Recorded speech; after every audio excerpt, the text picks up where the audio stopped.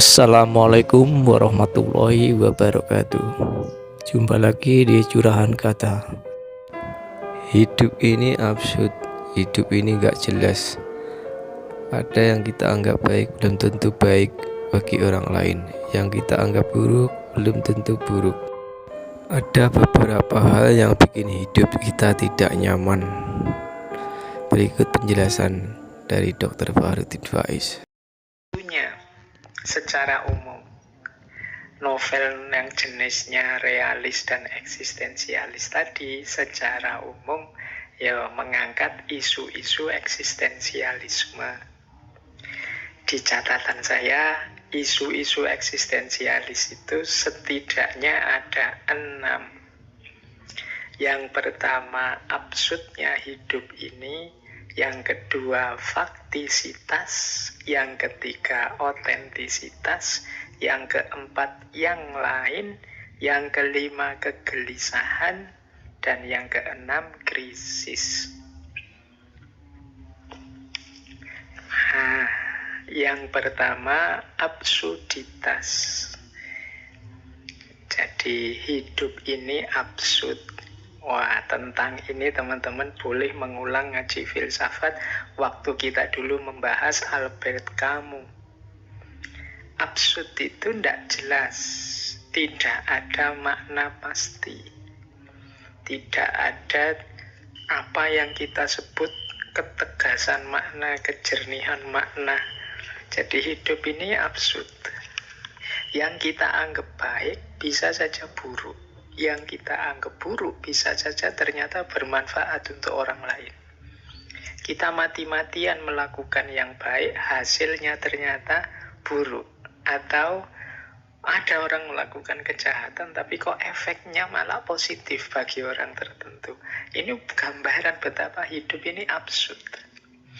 Ada orang kelihatannya baik sekali, tapi tiba-tiba kok dia bisa melakukan keburukan jelek itu. Harusnya orang level dia itu ya seandainya salah tidak sefatal itu. Tapi ada loh orang itu dipuji banyak orang kealimannya, tapi tiba-tiba melakukan keburukan yang tidak terduga. Tapi ya jangan kaget, hidup ini memang absurd. Jadi tidak sepasti 1 tambah 1 2. Tidak ada makna yang objektif universal yang kapanpun dan dimanapun berlaku pasti baik tanpa pengecualian. Nah, ini kemarin dijelaskan agak detail waktu kita membahas Albert Camus tentang absurditas. Ilustrasinya kan tentang dewa Yunani yang namanya Sisyphus, yang dia dihukum oleh para dewa dengan cara ngangkat batu ke atas gunung terus digelundungkan lagi ke bawah. Sampai di bawah harus diangkat lagi ke atas, sampai di atas digelundungkan lagi ke bawah. Nah, terus begitu nanti sampai hari kiamat. Nah, kita itu mungkin seperti Sisyphus ini.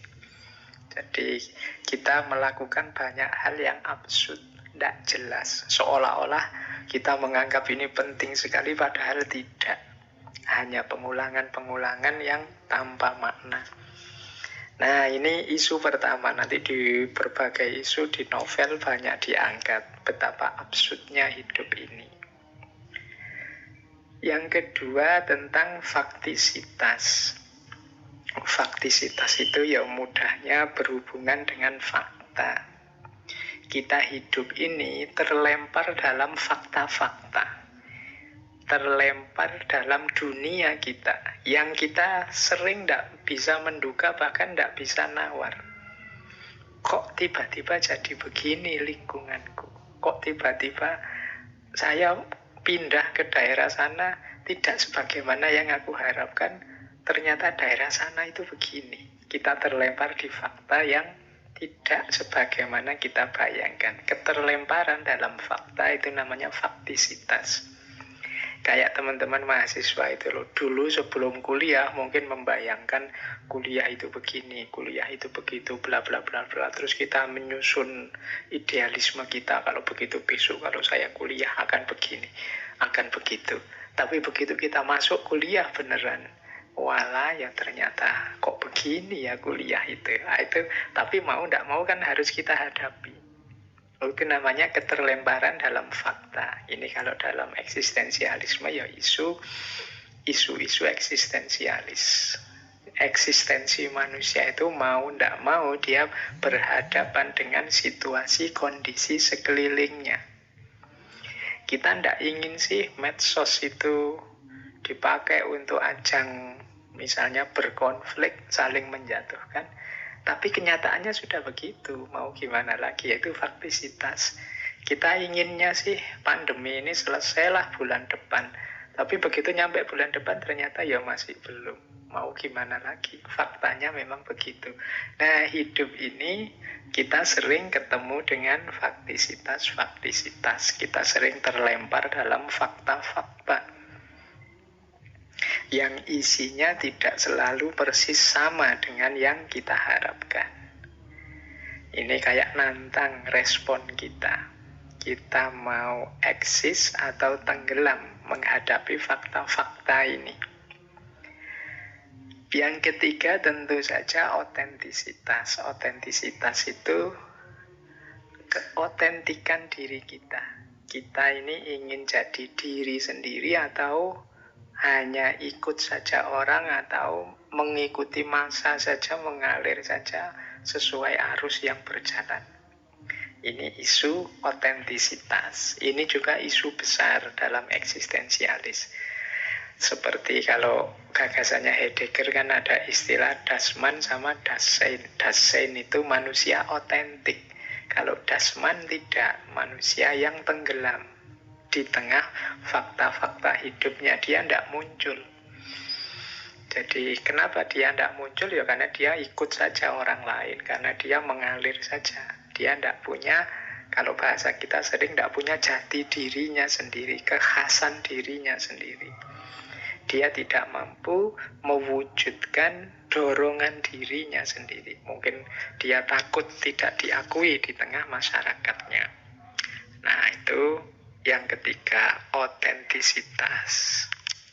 Yang keempat, eksistensialisme juga berhadapan dengan isu hadirnya orang lain, kehadiran yang lain. Ya kita sih pingin otentik Pak, pingin hidup itu versi diri kita sendiri sesuai keinginan kita sendiri. Tapi kan ada orang lain Pak.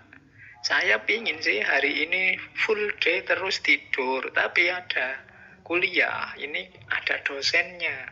Berhadapan dengan dosen saya tidak berdaya Pak. Dosennya juga begitu, wah, berhadapan dengan atasannya dia tidak berdaya. Berhadapan dengan masyarakat sekelilingnya dia tidak berdaya. Nah, itu problem kehadiran yang lain. Ini juga nanti banyak jadi isu di para eksistensialis. Bahkan nanti kan Sartre sampai bilang orang lain itu neraka bagiku. Mengapa neraka? Gara-gara ada orang lain ini aku tidak bebas sepenuhnya mengekspresikan keinginanku. Kemudian eksistensialisme juga, isu-isu eksistensial juga di novel-novelnya Dostoyevsky itu dalam catatan saya ya banyak membahas juga tentang kegelisahan atau ketakutan eksistensial. Manusia yang gelisah takut tidak diakui orang lain, takut keberadaannya hampa, tidak ada maknanya, takut hidupnya sia-sia. Ini ketakutan eksistensial.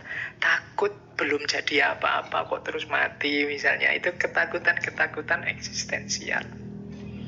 Nah ini juga banyak dieksplor dalam novel-novelnya Dostoyevsky. Jadi ada absurditas hidup, faktisitas, otentisitas, hadirnya yang lain, kegelisahan-kegelisahan, ketakutan-ketakutan eksistensial.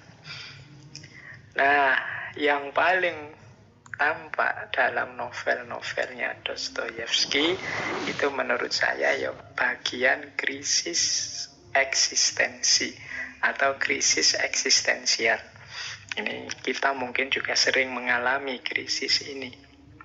Jadi krisis eksistensial itu ketika seseorang berada dalam kondisi tidak nyaman, merasa tidak sreg, tidak lepas, tidak puas dengan pilihan-pilihan hidup atau makna-makna hidup yang sekarang dimiliki.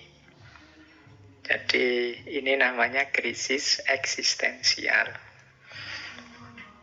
Dalam catatan saya, krisis eksistensial ini sering dialami oleh anak-anak muda. Jadi pilihan-pilihan hidup, tawaran-tawaran makna yang sekarang dia pegang itu menurut dia tidak cocok, tidak sesuai dengan keinginannya. Mau ditinggal bagaimana, mau tetap dipegang kok tidak cocok. Terjadi krisis-krisis.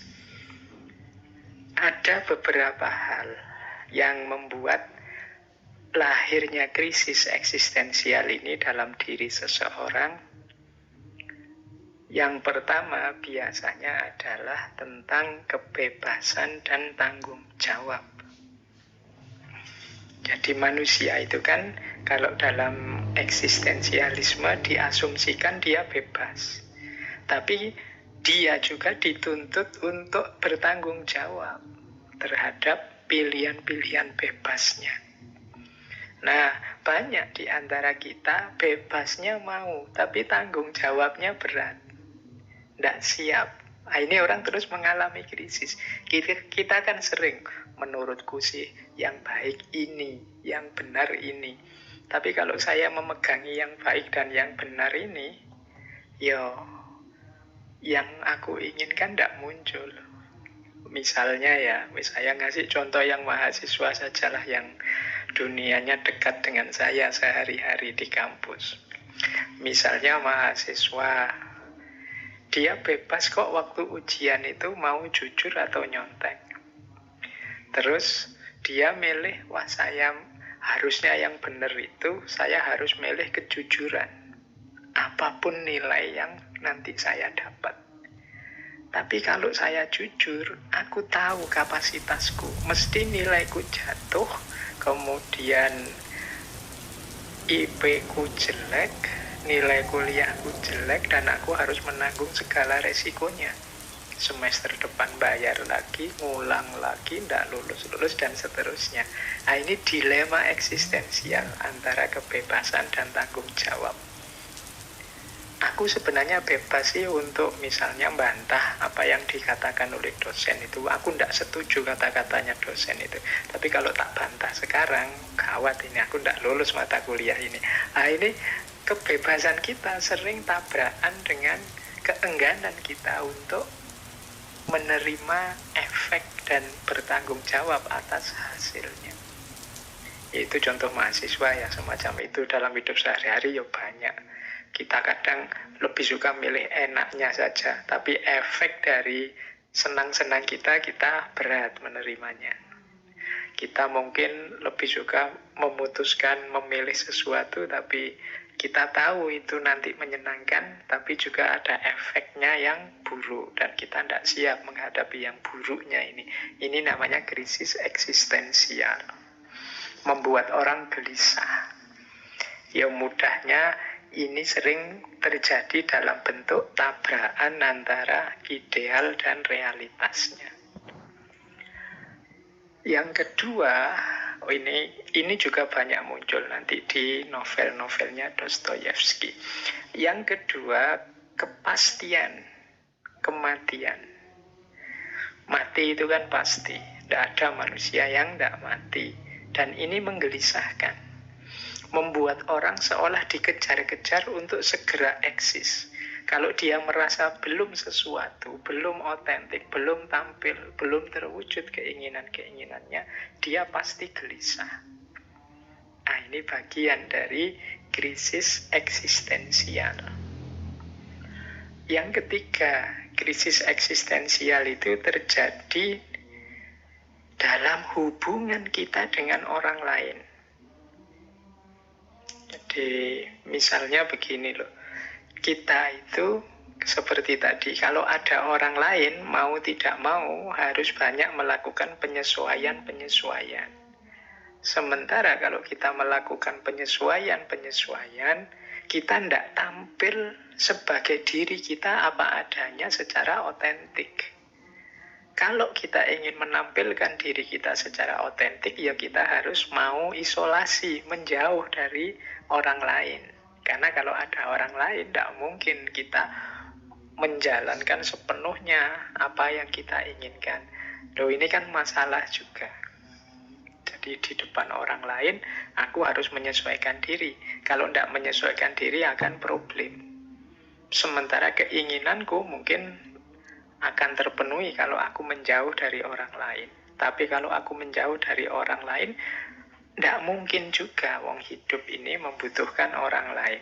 Nah, ini krisis eksistensial juga. Aku harus berdiri sendiri, mengisolasi diri dari orang lain, tidak terlalu banyak bersentuhan dengan orang lain.